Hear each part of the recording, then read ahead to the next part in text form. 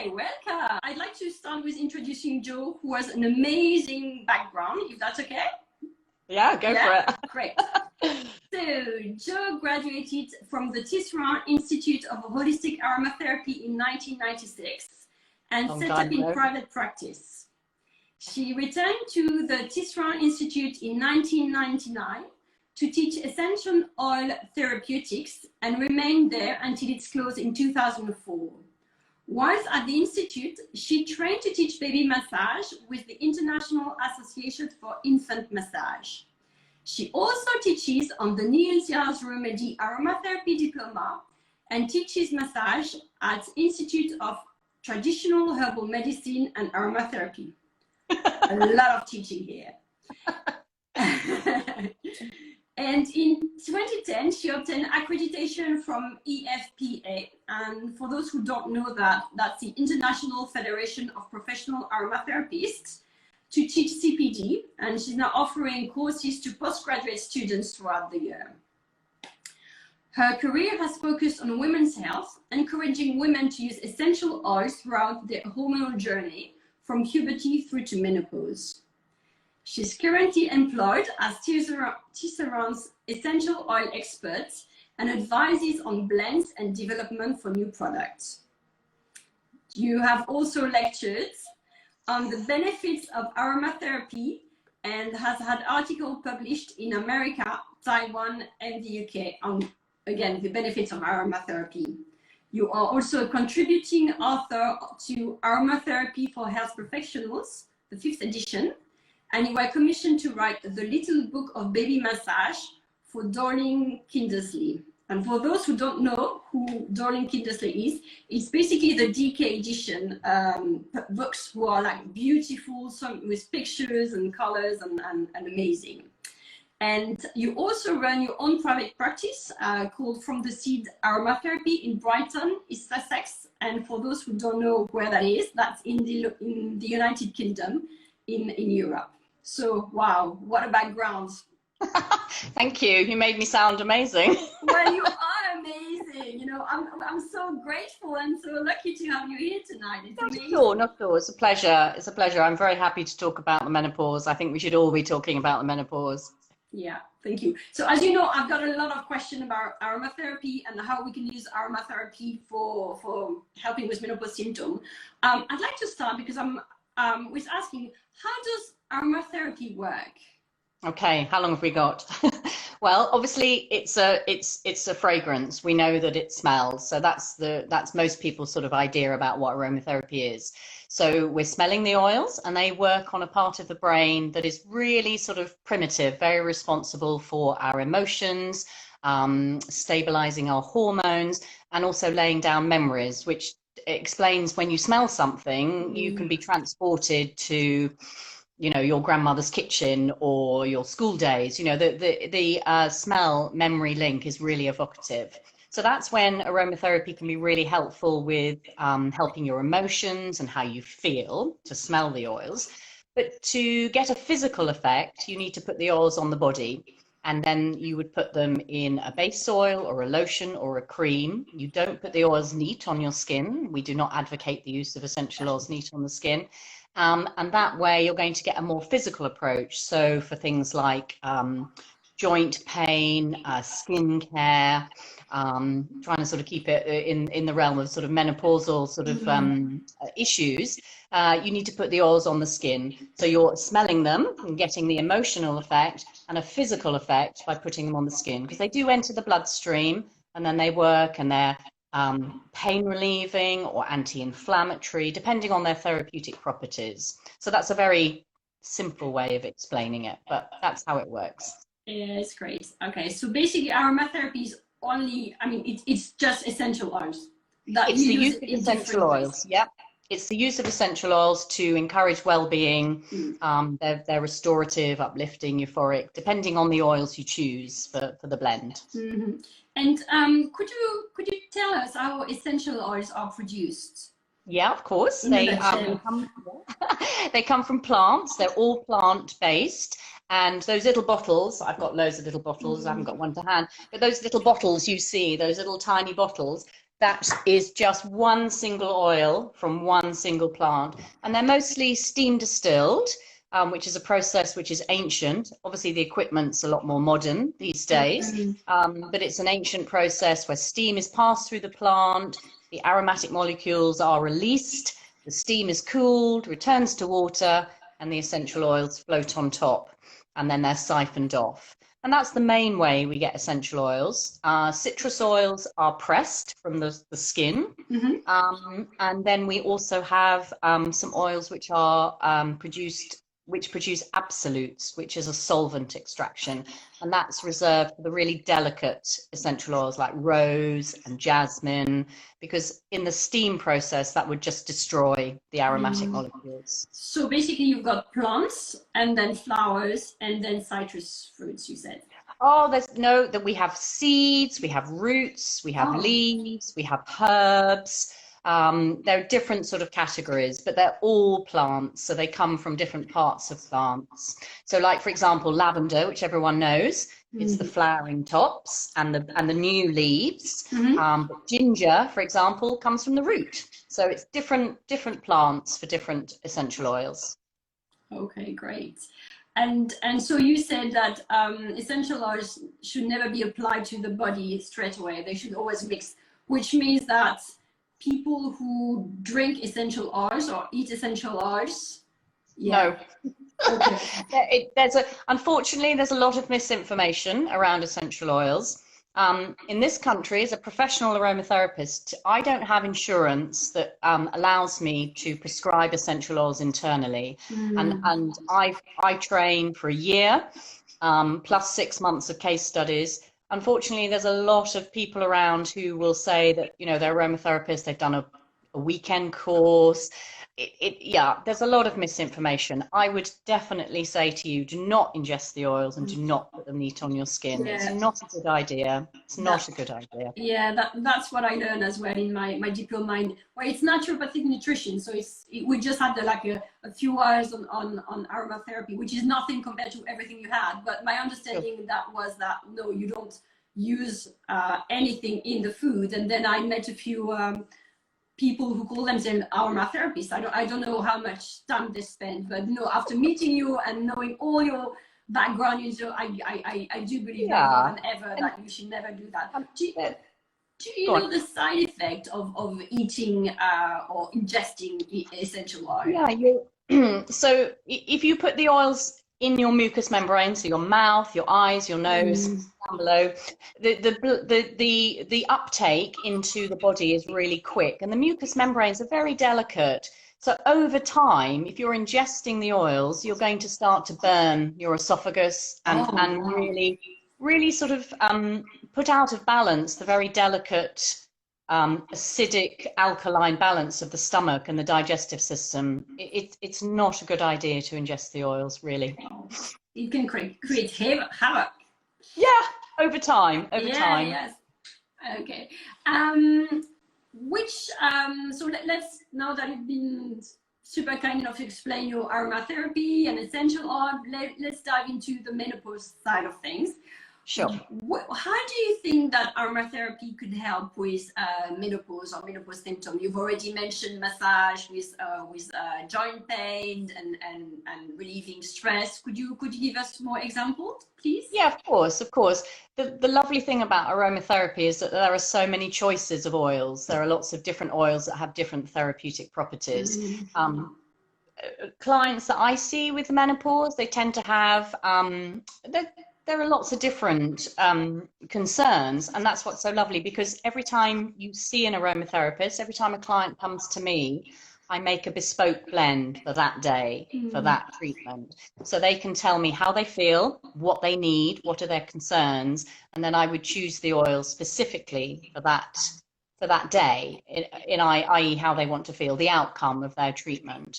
So the oils can be, as we've said, they can be uplifting, they can be pain relieving, they can help balance hormones. You know, as you know, menopause is multifaceted. Yes. So, you know, for one woman, they may have concerns around their skin. For some women, they'll have joint pain. For some women, it'll be hot flushes and not being able to sleep. So we the oils, the blend for that treatment, specifically for what the woman wants for that treatment. So it's really tailored to her individually. So the treatment would involve massage? Yes, it mostly when you go to an aromatherapist, mostly you'll receive a massage. But we can use the oils. We can inhale them. We can use them in a diffuser, a vaporizer. You can make a compress, like for joint pain. You can use the oil sort of in a concentrated area. But if you go to an aromatherapist, you're more than likely going to receive a massage. So when you say you've got clients, so that's the clients who receive a massage from you? Yeah, they're my massage clients, my aromatherapy massage. And so how many sessions do you typically see them for? Well, I've got clients who've been coming to me for over a decade. I've got and majority of my clients are women. And what's been quite interesting through my career is that I've I have an interest in women's health around hormones, and it's kind of followed my own journey. And a lot of my clients have sort of grown up with me. So we've gone through fertility, pregnancy, and now we're sort of into menopause. A lot of clients I see monthly and regularly, but if you were to see an aromatherapist for a particular need, you're going to need, I would say, between maybe 4 to 6 treatments. But once you're hooked, you might want to stay for life. I can imagine. So is it 4 to 6 sessions to get to a result that is definitive, or do they need some ongoing? I mean, it's really hard to say.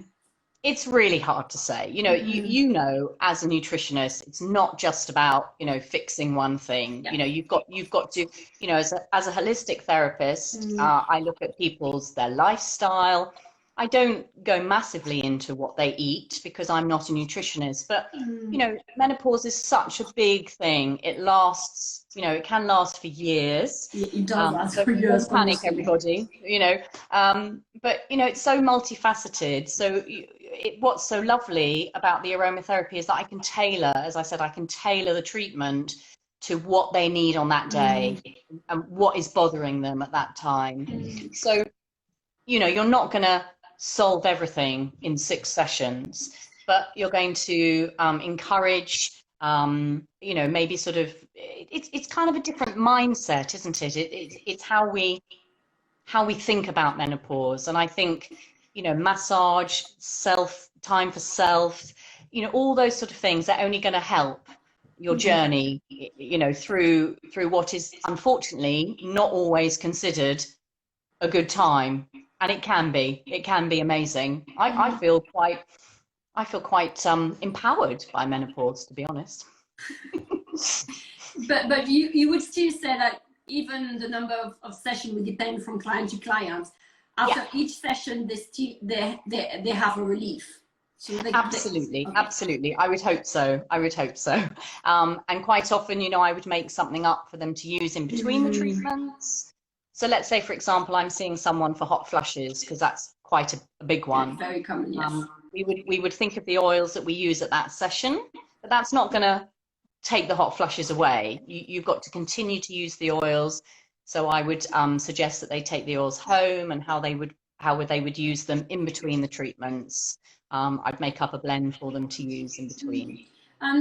Well, you've mentioned hot flushes. So is it some oils that you've mentioned before that the oils impact hormones? So they can. They are considered. That there is some research that shows that essential oils can be balancing with the hormones. But it's kind of the bigger picture. It's not like we're going to use this oil to get rid of hot flushes. We're going to look at the fact that, as you know, stress, what you're doing on a day-to-day basis.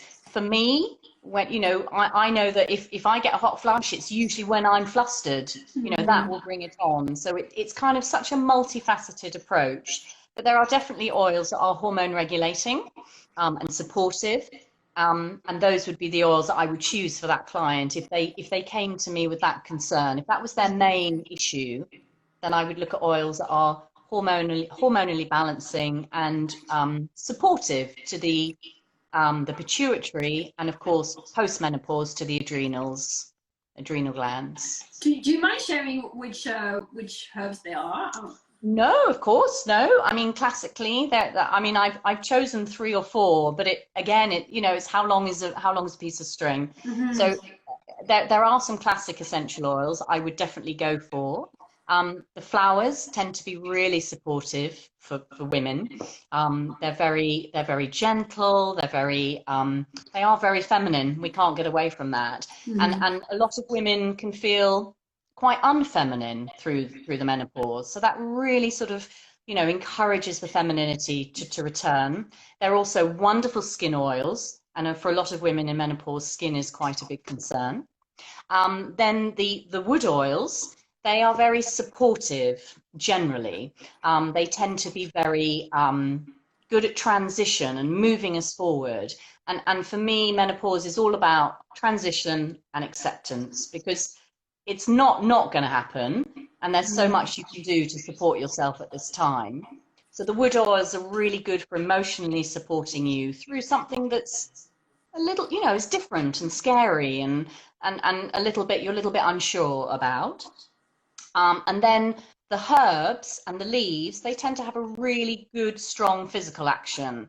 So they're going to be really good for things like hot flushes, joint pain, helping sleep. Lavender, it's really good for sleep. So, there's so much choice. It's wonderful. I've got so many oils I can choose from, but that's a good starting point. So if you're interested in using the oils, the flowers are really lovely. The wood oils are really good for strength and making us feel good about ourselves. And then the herbs and the leaves are really good for physical things, like, as I said, joint pain, the hot flushes, that sort of thing. Something just came to mind. Herbal medicine is also very good with helping with menopause symptoms. Do you know if some of the herbs used in herbal medicine can be used in aromatherapy? I mean, as essential oil. If it's a similar action, but from a different way of action, if it makes sense. Yeah, I mean, aromatherapy is a plant medicine. So it's kind of a branch of herbal medicine, but of course herbal medicine is taken internally. So they make tinctures and they make teas. But yeah, there is a lot of crossover. There's a lot of essential oils which are used as herbs, and there are lots of herbs that are also used as essential oils. But it's a very different modality.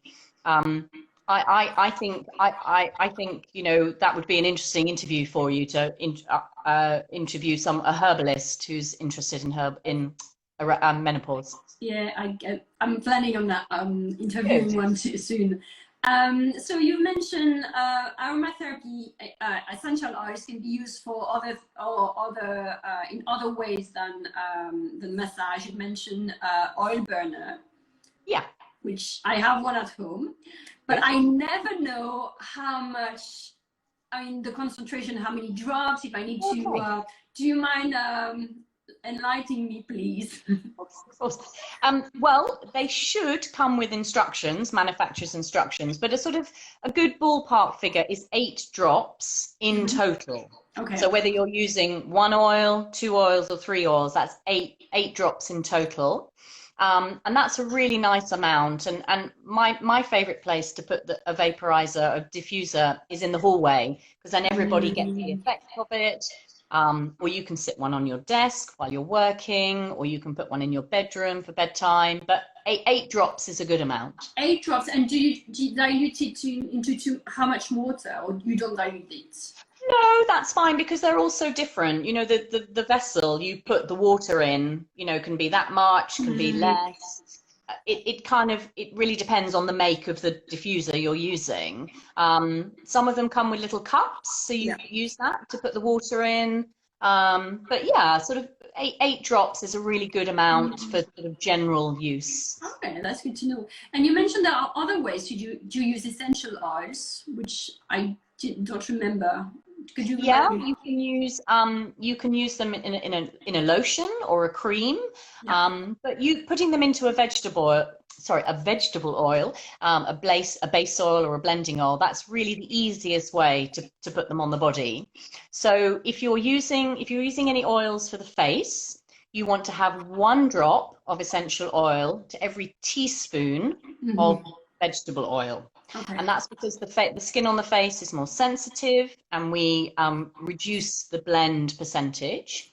But if you're putting it on the body, you can have 5 drops to 10 ml of base oil. So 5 drops in total to 2 teaspoons of base oil. Okay. And is it like homeopathy? You know, you've got different concentration, or is it the same concentration for each drop?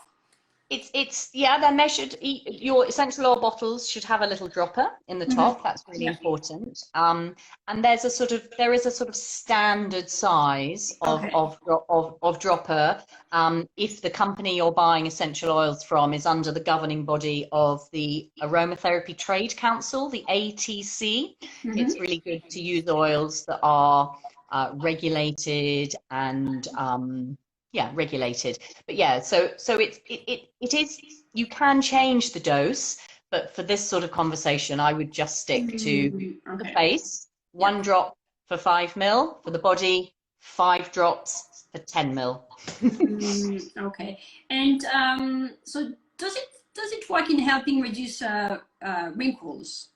That sort of thing, because you know I'm getting into that age where I can see, you know, I've got like some lines appearing. Like, I love any natural treatments. So I'd be curious to find out about that.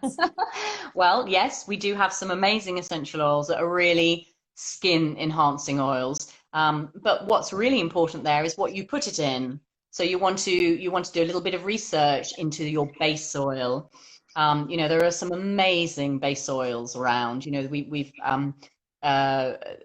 got classically, we have sweet almond oil, which most people know about, and that's like a really sort of good starting point vegetable oil. But you can look at jojoba, you can look at argan oil, you can look at peach kernel, you know, and they tend to have really beautiful different vitamin contents, so they're really sort of enriching to start with. My favorites are jojoba. I love using jojoba, and that's really good for the face. And then to that, I would add maybe frankincense or rose or neroli, which is orange blossom. You know, they're really beautiful skin oils, really, good for mature skin. How would someone like me who doesn't know much about aromatherapy but wants to learn more find out about all these remedies? Because obviously you teach, but I understand you teach at a higher level. Yes, I mean, with Tisserand, I do a lot of blogs, and there's a lot of information on our Tisserand website. There's lots of information on my website about how to make blends and particular blends. So, you know, please visit those. Can you remind the Tisserand website and your website while we're at it, so that, you know, people who follow the conversation can check straight away? Yeah, so my website is fromtheseed.co.uk, and then you have the Tisserand Aromatherapy website, and if you Google those, you'll find them. And, you know, and that's really good information. You know, you're going to get good information.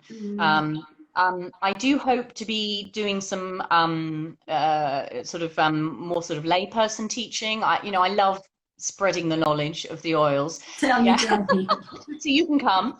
I'd love to. But, that's definitely something I want to explore and look into. It's wonderful teaching postgraduate students, but it's really, you know, aromatherapy is so popular, and I'm really passionate about people using them safely and effectively. So, you know, why not tell everybody how to use them? Do you think aromatherapy is becoming more and more popular, or it's always been popular? I think, like anything, it goes through waves. When I trained in the 90s, it was really popular. It kind of was everywhere. I think it had a little bit of a quiet period, but it's definitely back. And a lot of people have used essential oils at home this year. You know, with working at home and anxiety levels. You know, I haven't been able to massage my clients, but, you know, I can still make blends for them. You know, we can still offer our sort of clients and my customers, you know, advice on how to use the oils day to day. So yeah, I think they are very popular, and I really, really want to be, you know, let people know how to use them safely and effectively. And I like to be a bit controversial, but Go on. basically, so I studied naturopathic nutrition, and a lot of my colleagues and friends decided to start selling essential oils, you know, the scheme, which I'm not going to name anything.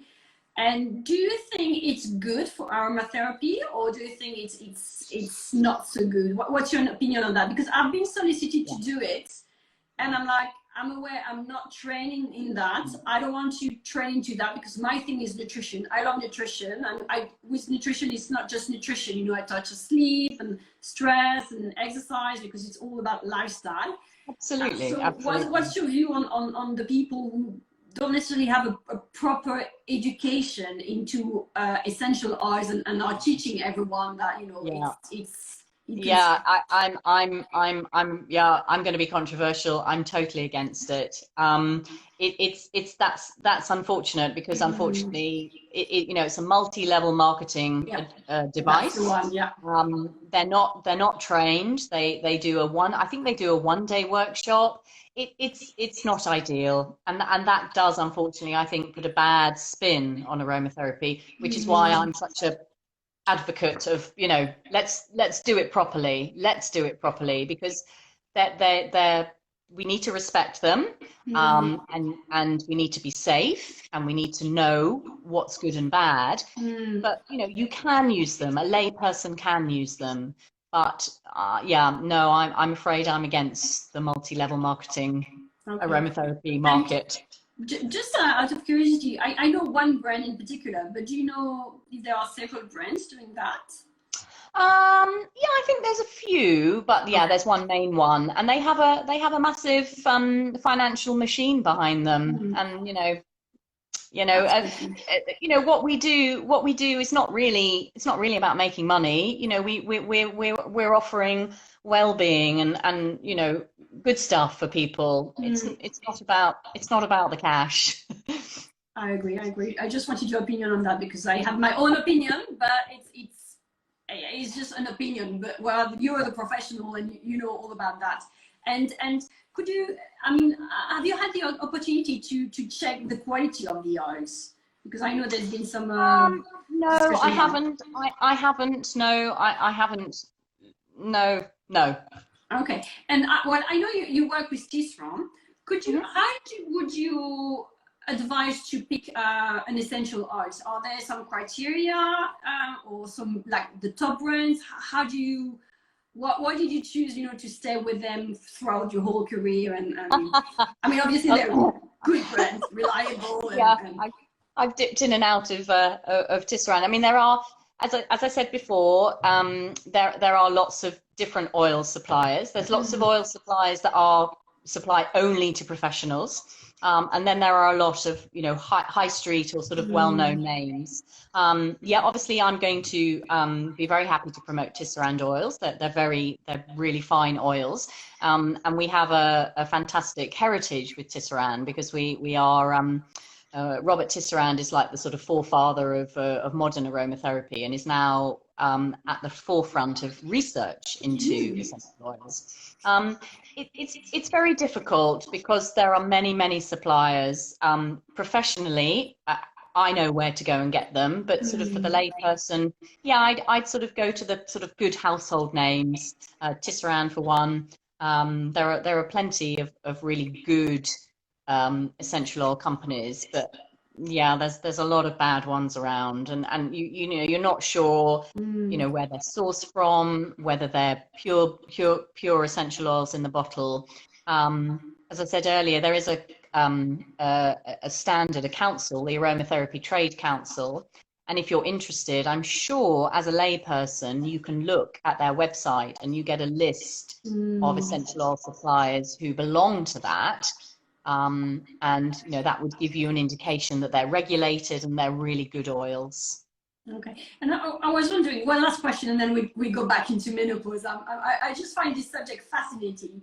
I'll have to come back. Is it like food? I mean, does it matter if it's organic, the oil, or the thing, I the don't think ingredients? so. I don't think so. I mean, there are plenty of oils that are organic and they are amazing. And there are some companies who just have organic oils. At Tisserand, we have ethically harvested and wild crafted. For me, I think it's really important to support the smaller farmers. The organic oils tend to be, not all, but some tend to be on a really grand scale. It's very expensive Yeah. to get the organic standard. So, for example, it's really easy to get an organic tea tree because it's grown on such a massive scale. But you know, you've got a tiny supplier, tiny farmer on the island of Madagascar, let's say, who grows ylang ylang, which is where ylang ylang comes from, just from Madagascar. So, you know, it's going to be a really hand-picked, it's going to be, you know, beautifully small-scale farming. And I think that's fine to encourage and support those suppliers as well. I don't think Absolutely. organic necessarily means it's the best. I agree. I agree. But it's just like there's this thing with organic farming, because organic is not about being the quality, but also what is not going into nature in terms of pesticides and so on. So I know how it works for food, but I was wondering, you know, are the plants used for essential oil as fragile in a way, you know, and do they need all this extra pesticides and so on to grow, or are they growing more easily, So basically? all of our suppliers, they don't use pesticides. There's no pesticides, but it's just getting that organic standard, which can, you know, mean a lot more paperwork.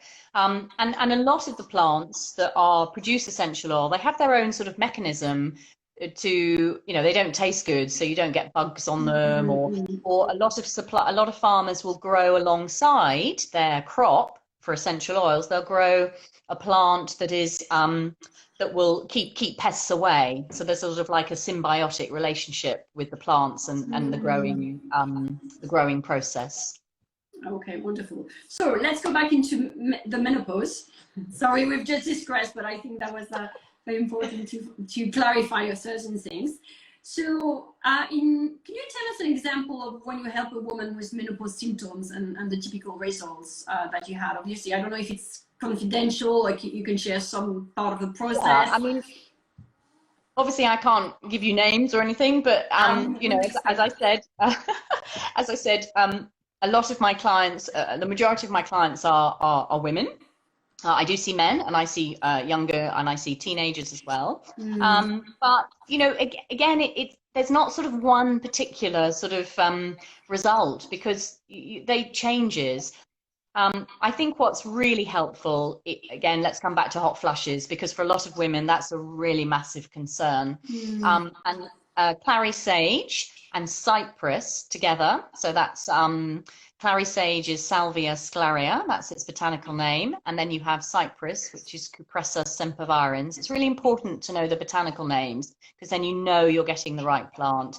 Those two oils together, so clary sage is a hormone balancer. It's very euphoric and it's really lovely on the skin. And then cypress is really good at water balance in the body. What's the word I want? Again, sort of around the hormones, sort of stabilizing the hormones. And that's a really classic blend if you wanted for hot flushes, clary sage and cypress together. But Okay. you know, it can be so changeable from treatment to treatment. But I've had a lot of clients who've used that blend over the years as a takeaway blend. They can use in between treatments, rub it on their tummy before they go to bed if their hot flushes are worrying them at night, or rub it into their chest during the day. So you know, they've got the oil sort of with them on a day-to-day basis, and hopefully they will calm and reduce the hot flushes. We just have a question. Mhm. Anna is asking, how about menopausal insomnia? What oils are suitable for it? Yeah, well, lavender is a classic sedative oil, so that's a good place to start. There are definitely plenty of other oils that are good for as sedatives. Chamomile is one, Roman chamomile. I would also recommend sweet marjoram. Make sure you get sweet marjoram because there's different marjorams. Those two are also really, really helpful. For lavender, you can just put a drop on your pillow and start with that. But it's again, it's that multifaceted approach. You know, what are you doing before bedtime? How are you feeling? Absolutely. What can what can you do during the day that's going to sort of, wind you down? Sorry, during the evening that's going to sort of wind you down.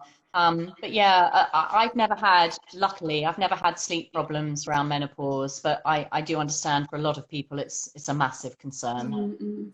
And so would you, as you say, would you blend it into some vegetable oil and use it on your skin, apart from the lavender you said on the pillow? Is Yeah, that what you yeah. would So you could recommend? make a blend before bedtime. You could rub it on, Okay. or in that case, a diffuser. You putting the Diffuser. oils in your diffuser is a really nice idea. And I think the best way for bedtime is to put your blend on in your bedroom about half an hour before bedtime. Shut the door, let the oils fill the room, then come to bed.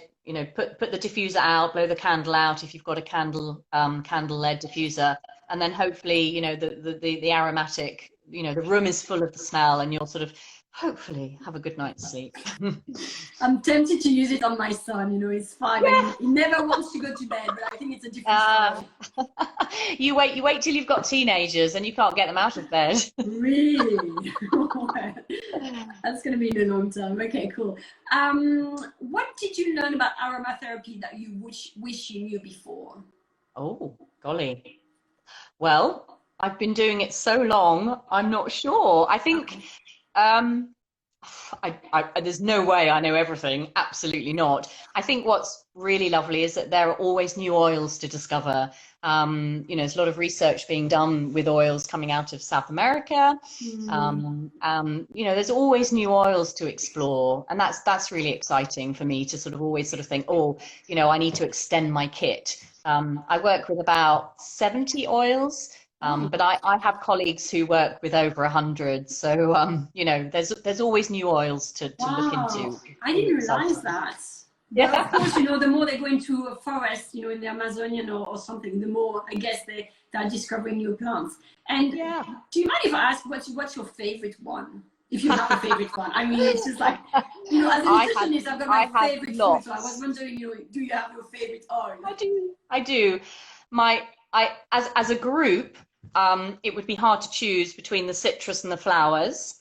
And for those people who know me, I always say that. I think my ultimate favorite oil is neroli, is orange blossom. It's expensive, but you only need a tiny bit, so the bottle will last a long time, and it just has the most sublime, creamy, sweet, slightly citrus, heady, euphoric. Oh, it's just beautiful. It's beautiful, beautiful oil. I think neroli is my top favorite oil. And is it your favorite because of the smell, or is it because of the action it's Both, doing? Both. both. But I think, good question. I mean, I know what it does. So when I smell it, I kind of, I've got a preconceived idea. It's a wonderful skin oil. It's really a good de-stress oil. I put a little bit on actually before this because I was feeling a bit nervous. So it's really No good to way. calm. Yeah, yeah. It's good to feel nervous. I think it means you care. But yeah, for me, the aroma of it is sublime, sublime. Okay. I've seen there was a question when do you mind?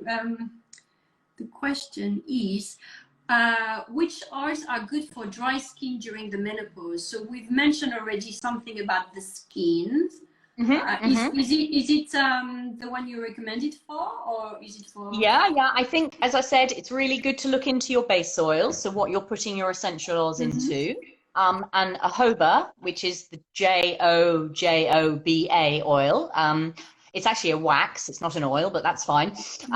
It's oily. So that's a really good base oil to start with. And then really good essential oils. Frankincense is wonderful. Neroli is wonderful. The skin oils do tend to be quite expensive, but you only need a little bit. If you remember when I said if you want to put oils on your face, it's 1 drop to a teaspoon of base oil. So a bottle of frankincense or a bottle of rose or a bottle of neroli is going to last you a long time. And that's a really simple way to use the oils. I use base oil, jojoba, and frankincense every other night, maybe 2 or 3 times a week, as sort of like a really sort of easy to use face oil. And they're really, that's a really nice way to use the oils. So frankincense, rose, clary sage, neroli, clary sage, the flowers and the woods, they're good skin oils. Okay, thank you so much. Thank you for Not that. at all. Is there anything you'd like? I mean, I've got 3 more questions that I ask my guests, but which are not necessarily menopause related. But before, sorry, oops, that's my shredder. Before we move to those 3 questions, is there anything you would like to share that I haven't asked, or you feel that would be important for our listeners? I think for me, I think, we've said, haven't we? I think, it's so individual. Menopause is so individual. And I think, you have to look at the bigger picture. I mean, what I would really like to see, amongst us as women and how we approach it is the language we use, is how we approach menopause, and that we can be as positive as we can be. And what I would say to everybody who's watching this evening is find out what's happening inside your body, understand it, understand why the hormones are changing and what that means. And then, because I think, knowledge is power, isn't it? Once you understand something, then it's not as frightening, it's not as scary. And then we have all these wonderful things that we can use to support ourselves: nutrition, aromatherapy, herbalism. There are so many wonderful complementary modalities out there. And look around, search around, see what sort of works for you. That's what I would say. Personally, did you know when you started having symptoms that it was menopause? Say again? Personally, didn't you know when you started having hot flashes, for example? The first symptoms, I mean, did you know straight away it was menopause, perimenopause, the transition, basically? Yeah, because I was teaching it, so I needed to know.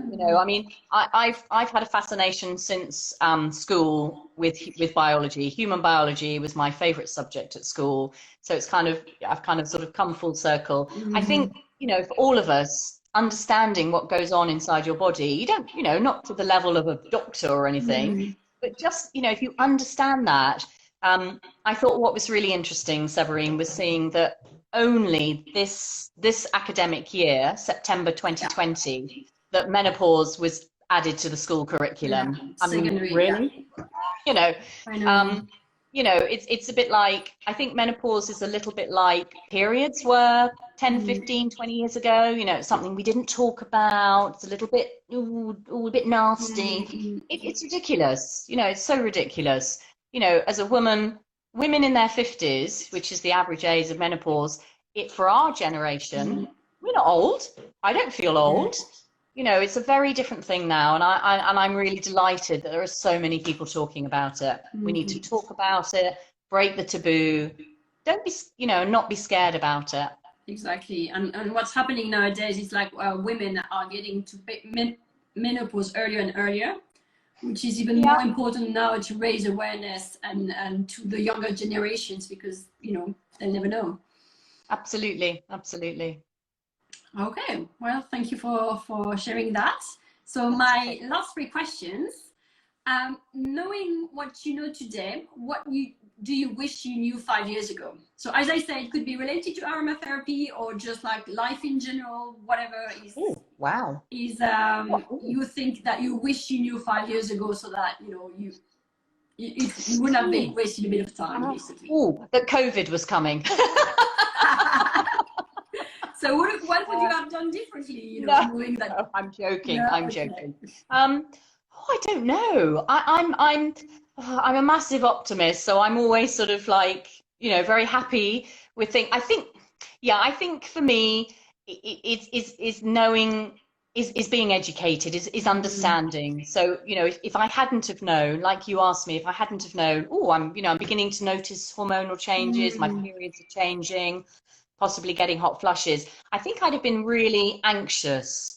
So, you know, I'm definitely, you know, I'd say to people, you know, the internet, it's there, you know, go out and learn about what is happening to your body. Own it. You know, some people know more about their cars than what their body Yeah, does. well, You know. I'm careful with what you find on the internet as well. Yeah, well, It's a yeah, good there is starting that. point, There is but that. There sometimes is it's a disaster. So,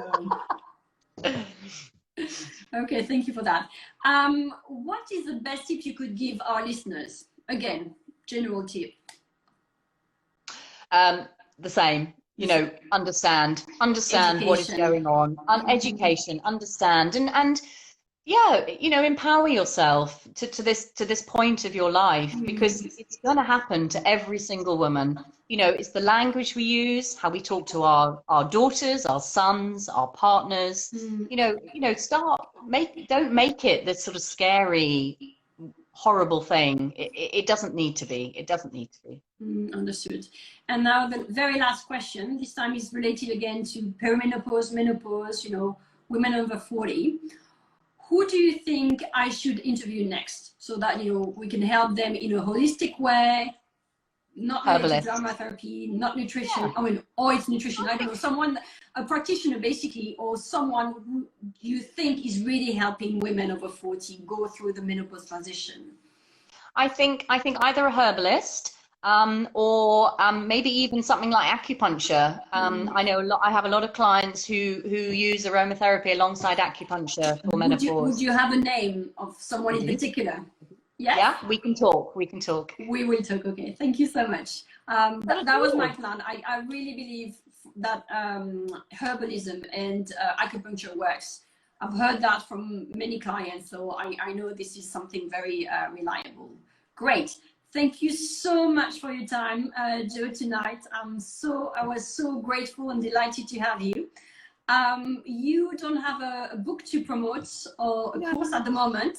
not Are at you the going to moment. reopen your practice soon? Yes, Monday, April the 12th. Okay. I'm fully booked until mid-May. Okay. Well, you know, maybe if someone wants to book from mid-May, you go to fromtheseed.co.uk, I assume. Yeah, Otherwise, you've been very generous to say that, you know, if anyone wants to ask you 2 questions, and you will be willing to share your knowledge, so just yeah, get in touch with Jo. yeah, get in touch. I mean, she's available on Instagram, obviously, with the handle From the Seed Aroma, or you can send her an email at jofromtheseeds.co.uk. Jo from the Seed, yes. And she's also available on Facebook at From the Seed, and on Twitter at Jo from the Seed. Just look for From the Seed. You'll find me. Absolutely. Well, Jo, again, thank you so much for Sure. tonight. Thank you. It's been Thank you. amazing to find out so much about essential oils and aromatherapy,